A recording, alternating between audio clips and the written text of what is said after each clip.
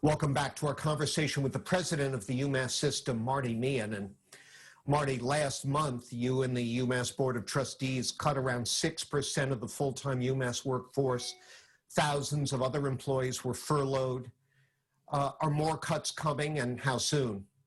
I think it's likely, unfortunately, that more cuts are coming. We don't know what the state appropriation is going to be. They've level funded it for now, but they're not going to make a final decision until November or December. We don't know what that's going to be. We don't know if there's going to be a federal package, but I don't think that we can manage based on hope that somebody's going to come in and bail us out. So we need to have a balanced budget. There may be a need for more cuts. The decision was made not to go back. That's going to result in layoffs that maybe we didn't anticipate. But the bottom line is, at the end of the day, I want the University of Massachusetts to be financially strong for the long haul. And you have to make these difficult decisions now. Otherwise, we're not going to be in a strong position in 2 or 3 years. Well, you mentioned federal aid, and of course that's all in limbo now, and that's the big enchilada when it comes to help for states, which in turn would help UMass, and also direct funding to higher education. You were a congressman for many years. You've got contacts down there. What are you hearing about the situation? Are they really going to stiff us?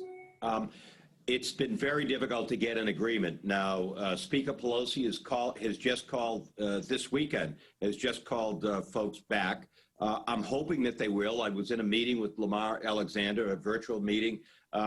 He supports assistance to higher education, particularly public higher education. So it's just a matter of getting Republicans, Democrats to work together. But, John, as you know, this is a very difficult environment, and I talk daily with former colleagues of mine, both Republicans and Democrats, and it's been really difficult to get an agreement. I hope that within the coming week or so, that we'll have some kind of agreement that will make states stronger and at least provide some temporary assistance to our public universities. Well, what is Mitch McConnell's play here, Marty? I mean, is it a case of hold them off, and then with a few weeks to go before Election Day, okay, we'll agree on something, or is this stonewalling for real? I think he's going to agree on something because the administration wants to agree on something. So I think they're pressuring Mitch McConnell. And there are wide differences of opinion among the Republicans in the United States Senate. Obviously, Lindsey Graham has one perspective. That's one of the reasons why I have been working with other university presidents around the country to get them to lobby their senators to get a package through. So we're being very aggressive about making sure, for example, the University of Kentucky, University of Louisville, make sure that all of our universities across the country are pushing members of the United States Senate to get something passed.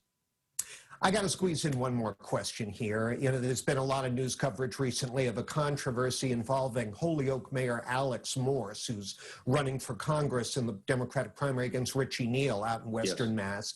Morse was a lecturer at UMass Amherst for several years, and he acknowledges that he had sexual relationships with some students, claims they were totally consensual, has apologized if he made anyone feel uncomfortable, but he also says, quote, "I've never violated UMass policy," end quote. What is UMass policy on teacher-student relationships of this type?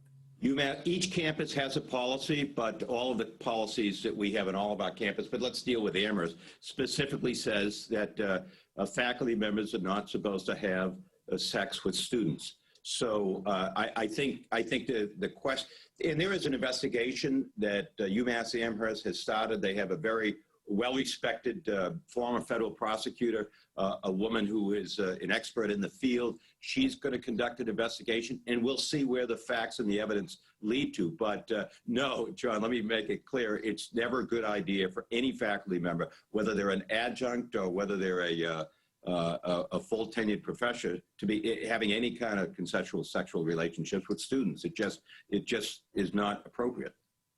All right, Mr. President, thanks very much for your time. We appreciate it. Hang in there. Let's check back in with you a little later on in the fall and see where everything sits. UMass is so crucial.